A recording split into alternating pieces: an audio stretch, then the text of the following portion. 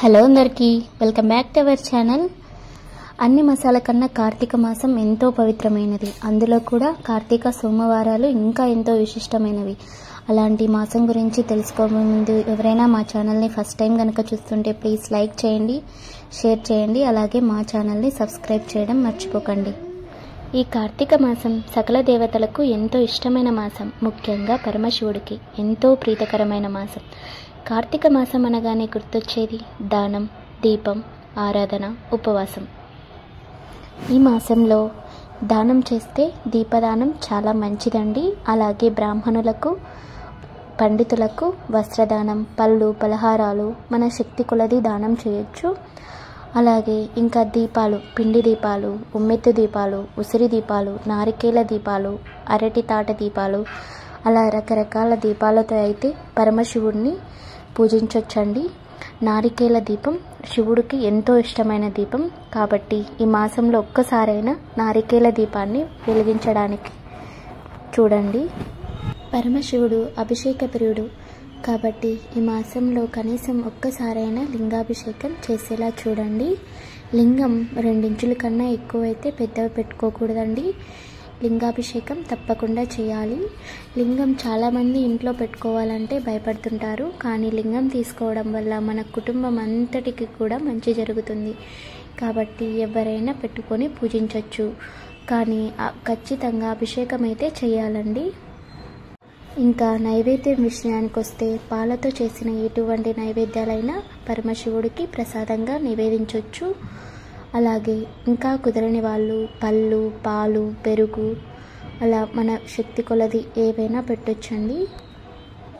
పళ్ళు మనకు అందుబాటులో లేకపోయినా వెండు ఖర్జూరం, ఎండు ద్రాక్ష, బాదం అలా అలాంటివైనా పెట్టచ్చు పరమశివుడికి. అవి కూడా ఎంతో ఇష్టం.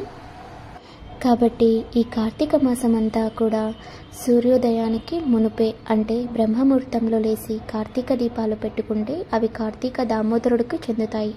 అలాగే సూర్యోదయం తర్వాత పెట్టిన దీపాలన్నీ కూడా పరమశివుడికి చెందుతాయి. కనుక మనకు వీలైనప్పుడు పూజ చేసుకోవచ్చు. అది కూడా పరమశివుడికి ఎంతో ఇష్టమైన మారే అంటే బిల్వపత్రి, అలాగే త్రిజలం అని కూడా అంటారండి ఈ ఆకుని. ఈ ఆకుతో పూజిస్తే చాలా మంచిది. ఏ పూజ అయినా చేసేటప్పుడు ముందుగా మనం విఘ్నేశ్వరుని అయితే పూజించుకోవాలి. అది ఇంట్లో అయినా బయట ప్రత్యేకంగా పూజలు చేయించుకున్న ముందుగా అయితే ఆదిదేవుడైన విఘ్నేశ్వరుని అయితే పూజించుకోవాలండి. ఇంతకు విఘ్నేశ్వరుడు ఆదిదేవుడు ఎందుకు అయ్యాడో తెలుసా? పరమశివుడు తన కుమారులైన విఘ్నేశ్వరుడికి అలాగే కుమారస్వామికి ఒక పందెం పెట్టాడు. అది ఏమనంటే మన భూలోకంలో ప్రవహిస్తున్న నదీ జలాలలో అన్నిటిలో కూడా స్నానాలు చేసి ఆ తీర్థాలు స్వీకరించి తీసుకురమ్మని. ఇక కుమారస్వామి ఏమీ ఆలోచించకుండా తన వాహనమైన నెమలి వాహనం తీసుకొని ప్రతి పుణ్యక్షేత్రానికి వెళ్ళి పరమశివుడు ఎలాగైతే చెప్పాడో అవన్నీ కూడా చేశాడు. ఇంకా మన విఘ్నేశ్వరుడు తన వాహనమైన మూషికమును తీసుకొని ఎటూ వెళ్ళలేక తన తండ్రి అయిన విఘ్నేశ్వరుడి చుట్టే తన తలలో జటాజుటంలో చుట్టి వేసుకున్న గంగ చుట్టూ తను తిరుగుతూ ఉన్నాడన్నమాట. తన తండ్రి చుట్టూ ప్రదర్శనలు చేస్తూ ఉన్నాడు. ఇంకా కుమారస్వామి ఎటు వెళ్ళినా ముందుగా అక్కడ విఘ్నేశ్వరుడే కనిపిస్తున్నాడు. ఎలా వస్తున్నాడు? తన వాహనం మూషికం తను లేటుగా రావాలి కదా, నేనే ముందొస్తున్నాను అనుకున్నాడు. కానీ మన విఘ్నేశ్వరుడు ఎంతో బుద్ధిగా తన ఆలోచనతో పరమశివుడు చుట్టే ప్రదర్శనలు చేశాడు. ఎందుకని? తను గంగను తన జుటాజుటంలో బంధించాడు కాబట్టి. ఎంతటి పవిత్ర నదులైనా తన తలలోనే ఉన్నాయి. అది ఆలోచించకుండా కుమారస్వామి మొత్తం పుణ్యక్షేత్రాలను కూడా తిరిగాడన్నమాట. అలా జరిగిన పోటీలో విఘ్నేశ్వరుడే గెలిచాడు. కనుక విఘ్నేశ్వరుడిని ఆదిదేవుడిగా ప్రకటించాడు పరమశివుడు. అందుకోసమే ఏ పూజ చేసినా, ఏ వ్రతం చేసినా, ఏ నోము నోచినా తప్పకుండా విఘ్నేశ్వరుడికి తొలి పూజలు అందుకోవాలి. తర్వాతే మనం పూజలు చేసుకోవాలి. ఈ కార్తీక మాసంలో ఉపవాసాలు చేస్తుంటారు. సోమవారాలని, కార్తీక పౌర్ణమి రోజని ఎక్కువగా ఆడవాళ్ళు ఉపవాసాలు అయితే ఉంటుంటారండి. ఆ ఉపవాసాలు 3 రకాలు ఉంటాయి: నక్తం, ఏకగుప్తం, ఆయాచితం. నక్తం అంటే పొద్దున్నుంచి ఎటువంటి ఆహారం తీసుకోకుండా నక్షత్ర దర్శనం అయిన తర్వాత మాత్రమే ఉల్లి వెల్లుల్లి లేనివి ఏమైనా టిఫిన్స్ లాంటివి తీసుకుంటారు. అలాగే ఇంకా ఏకగుప్తం అంటే ఒక్క పూట మాత్రమే, అంటే పొద్దున రాత్రి ఏదో ఒక్క పూట మాత్రమే ఆహారం తీసుకుంటారు. ఇంకా ఆయాచితం అంటే తమ చేతితో వండకుండా వేరే వాళ్ళు వండిన ఆహారం తీసుకోవడం. అంటే వేరే వాళ్ళు ఎవరన్నా మనం ఉపవాసం ఉన్నామని తెలుసుకొని భోజనానికి రండి, లేకుంటే గుళ్ళోని ప్రసాదం కానీ అలా తీసుకోవచ్చు. దాన్ని ఏకగుప్తం అంటారు. కొంతమంది కటిక ఉపవాసం కూడా ఉంటారండి.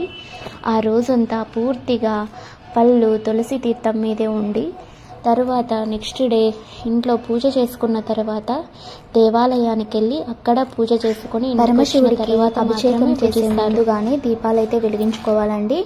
ఇంకా అభిషేకం చేయడానికైతే పాలు, పెరుగు, నెయ్యి, తేనె, ఇంకా పసుపు నీళ్ళు, గంధం నీళ్ళు, కుంకుమ నీళ్ళు, అలాగే నార్మల్ వాటర్తో అయినా అభిషేకం అయితే చేసుకోవచ్చండి. మీ దగ్గర పాలు, పెరుగు అవన్నీ అందుబాటులో లేదనుకుంటే నార్మల్ వాటర్తో అయినా అభిషేకం చేసుకోవచ్చండి.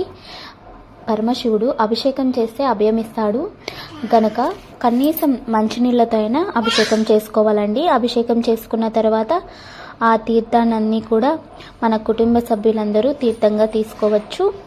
తరువాత మరొకసారి మంచినీటితో అలా క్లీన్ చేసుకొని తర్వాత వస్త్రదానం చేసి ఆ నైవేద్యం కానీ, దీపం కానీ, ధూపం కానీ సమర్పించుకోవాలి.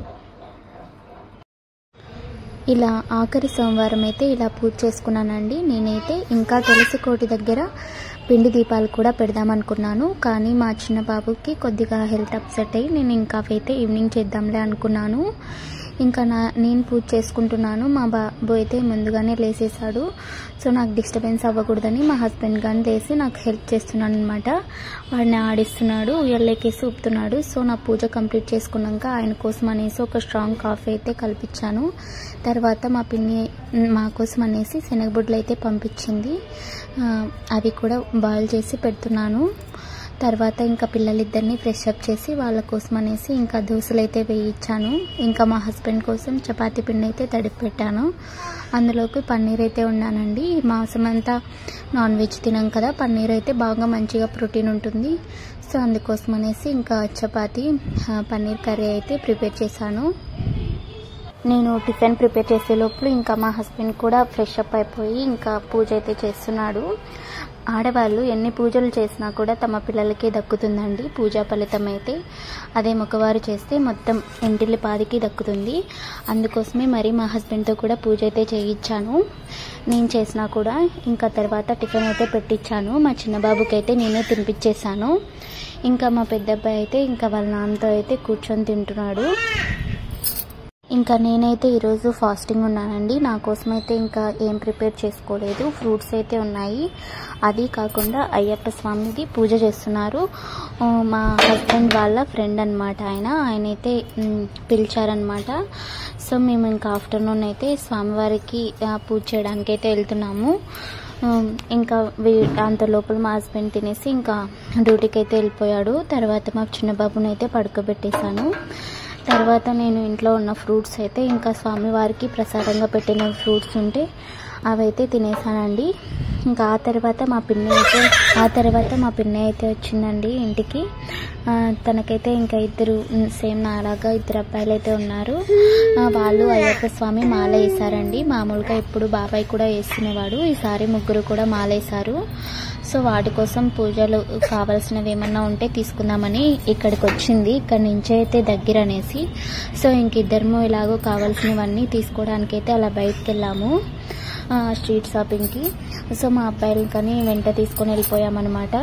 ఇంకా ఆఫ్టర్నూన్ వాళ్ళ కోసం అనేసి ఒకటే ఇంకా లంచ్ అయితే ప్రిపేర్ చేశాను. ఇంకా మేము అక్కడే ప్రసాదం తీసుకోవచ్చు కదా అనేసి ఇంకా పిల్లల్ని కానీ తీసుకెళ్ళాము. నేనైతే ఇదే ఫస్ట్ టైం అనమాట ఇలా అయ్యప్ప స్వామిది చూడడం పూజ అయితే.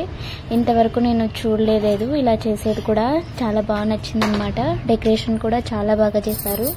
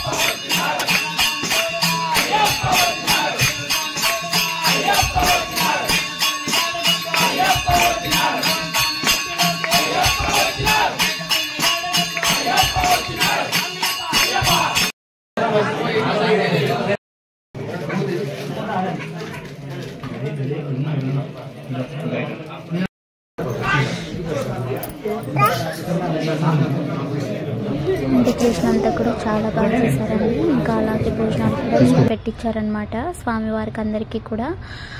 మేము కూడా ఇంకా కొబ్బరికాయ తీసుకొని వెళ్ళామండి. ఇంకా అక్కడ కొట్టించుకోవడానికి ఇంకా కొబ్బరికాయ అయితే మాది చెడిపోయిందంట, మేము చూసుకోలేదు. ఇంకా బయటకు వచ్చాక ఆ స్వామి మరి వచ్చి ఇంకా భోజనం చేస్తున్నప్పుడు చెప్పాడనమాట, ఏం కాదు మంచిదేలే అనేసి. తర్వాత ఇంకెలాగో నేను ఫాస్టింగ్ ఉన్నాను కదా, ఇంకా ప్రసాదం ఫస్ట్ ఇంకా ప్రసాదమే తీసుకున్నాను అనమాట. ఇంకా పిల్లలకు కూడా తినిపించాను ప్రసాదం అని. వాళ్ళకైతే ఇంటి దగ్గరే తినిపించాను. కొద్దిగా కర్డ్ రైస్ అలా లేట్ అవుతుందని, కానీ ఇంకా ప్రసాదం అనేసి కొద్దిగా లైట్గా అయితే అలా తినిపించాను. ఇంకా ప్రసాదం అయితే ఇంకా చాలా టేస్ట్గా ఉందండి. నాకైతే ఈ తిరుపతి లడ్డు తర్వాత తిరుపతి లడ్డు కన్నా ఫస్ట్ నాకు అయ్యప్ప స్వామి ప్రసాదం అంటేనే చాలా ఇష్టము.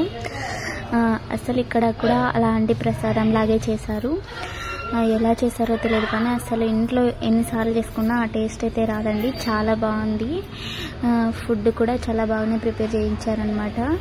ఇంకా చక్కగా అక్కడే భోంచేసి ప్రసాదం అయితే కొద్దిగా తీసుకొచ్చాను. ఇంకా పిన్నిను ఇంకా వాళ్ళ అబ్బాయిలు కూడా ఇంకా మాలేశారు కదా, ఇంకా ప్రసాదం తీసుకుంటారనేసి ఇంటికైతే ఇంకా తీసుకొచ్చానండి. ఇంకా ఈవినింగ్ ఇంకా వచ్చిన తర్వాత పిన్ని అయితే ఇంకా ఇంటికి వెళ్ళిపోయింది. ఇంకా మేము ఇంకా పొద్దున కుదరలేదు కదా, ఇంకా అందుకోసం అనేసి ఇంక ఈవినింగ్ ఇలా పూజ చేసుకుంటున్నాను. మనం పూజ చేసే కన్నా మన ఇంటి వాళ్ళతో అంటే మన హస్బెండ్స్తో చేపిస్తే ఇంటిల వారికి చాలా మంచిది. అందుకోసమే నేనైతే ఇంకా మార్నింగ్ ఎలాగో పూజ చేస్తాను కదా అనేసి ఈవినింగ్ అయితే మా హస్బెండ్తో అయితే పూజ చేస్తున్నాను. ఇంకా మార్నింగ్ పిండి దీపాలు పెట్టుకోవాలనుకున్నాను. నాకు మార్నింగ్ టైం లేదు పిల్లలతో. ఇంకా అది కూడా చిన్న బాబుకి హెల్త్ బాగాలేకపోవడంతో ఇంకా మార్నింగ్ కుదరలేదు కదా, ఇంకా ఈవినింగ్ అంతా ఇంకా నైట్కి అయితే అన్నీ రెడీ చేసి పెట్టుకున్నాను. ఇంకా అన్నీ రెడీ చేసి పెట్టుకున్న తర్వాత అయితే ఇంకా మా హస్బెండ్ వచ్చారు. సో ఫస్ట్ అయితే ఇంకా పూజ గదులంతా పూజ చేసేసుకుంటున్నాము. తర్వాత ఇంకా తులసికోట దగ్గర అయితే ఇంకా అలా పూజ అయితే చేసుకోవాలనుకున్నాము. ఈ మాసంలో ఎన్ని దీపాలు పెడితే అంత పుణ్యం కలుగుతుంది కదండి. అందుకోసం అయితే నేనైతే పిండి దీపాలు అయితే ప్రిపేర్ చేసుకున్నానండి. పిండి దీపాలు మామూలుగా బియ్యం పిండి, గోధుమ పిండి అలా ఈక్వల్ క్వాంటిటీస్లో తీసుకొని చేసుకుంటారు. అలాగే నేను అందులోకి కొద్దిగా బెల్లం, ఆవు నెయ్యి, కొన్ని పాలు అలాగే వాటర్తో కలిసి మిక్స్ చేశానండి. ఏం క్రాక్స్ లేకుండా ఉండలు చుట్టుకొని చక్కగా దీపాలు అయితే ముందుగానే చేసి పెట్టుకున్నాను. ఇంకా మా బాబు లేస్తే ఇంకా కుదరదు నాకు ఇంకా అలా చేసుకోవడం.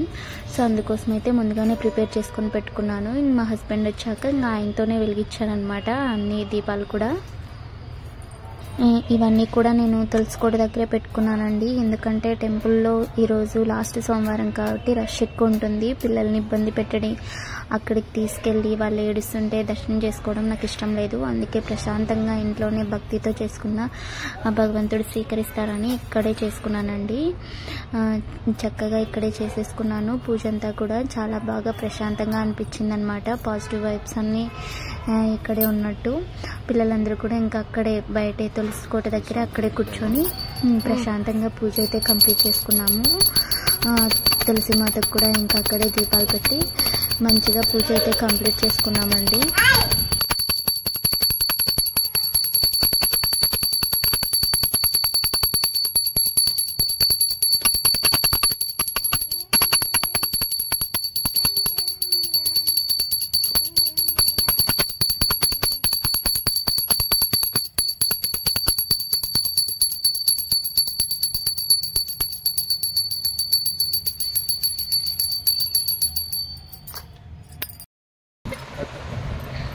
పడుకో వైష్ణవ్. మార్నింగ్ కొద్దిగా ఎర్లీగానే లేసాను కదా, నాకైతే బాగా నిద్ర వస్తుంది. మా పెద్ద అబ్బాయి కూడా పడుకునేస్తాడు, కానీ మా చిన్నోడు మాత్రం ఆడుకుంటూనే ఉన్నాడు, ఎంతసేపుకి పడుకోలేదు. ఇంకా అంతేనండి ఈ వ్లాగ్. మీకు కూడా ఈ వీడియో నచ్చినట్టయితే ప్లీజ్ లైక్ చేయండి, షేర్ చేయండి, అలాగే సబ్స్క్రైబ్ చేయండి. Thank you for watching. మరొక మంచి వ్లాగ్తో మేము ముందుకు వస్తాను. అంతవరకు బాయ్.